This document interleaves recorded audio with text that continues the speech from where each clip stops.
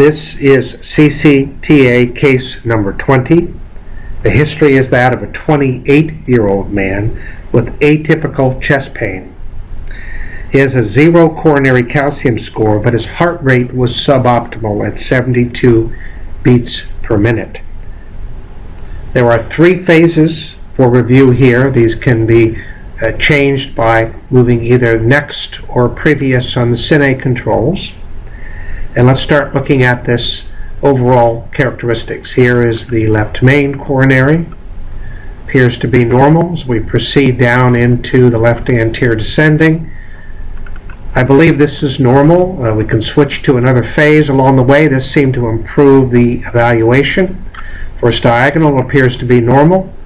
As we proceed down into the left anterior descending, we sort of lose a little bit of the LAD. As we go down here, we can see very small vessel appears to be interspaced with the right ventricular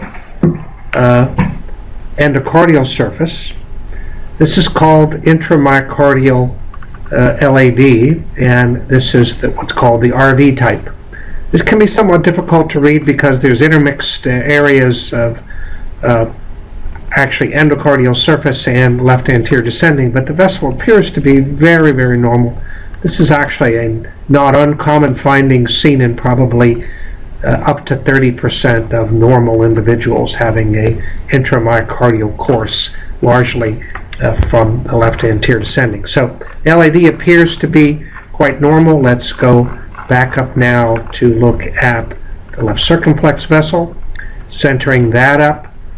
This appears to be normal, at least the proximal segment of it. Remainder of the vessel likewise appears to be quite normal. It looks like it's probably a non-dominant vessel with a normal OM coming off here. Let's look finally at the right coronary artery. Comes off from the right coronary cusp. Navigate around using this 5mm MIP. It appears to be normal. Perhaps change in phase may help a little bit for review. It doesn't help very much, but it still appears to be quite normal. This individual has a 0 coronary calcium score, and you have to use all 3 phases to get a better idea of what's going on here with this individual. This also appears to be normal. We're looking at the foot view. Here's the distal right coronary artery, and then proceeding down into a small posterior descending vessel.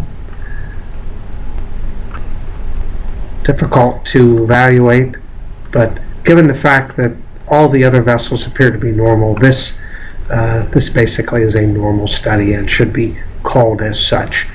Let's take just a quick look. I've done some sculpting of the 3-dimensional views, and you can see the LAD here, and then there is the overshadowing right ventricular endocardial surface, classic for intramyocardial LAD RV type.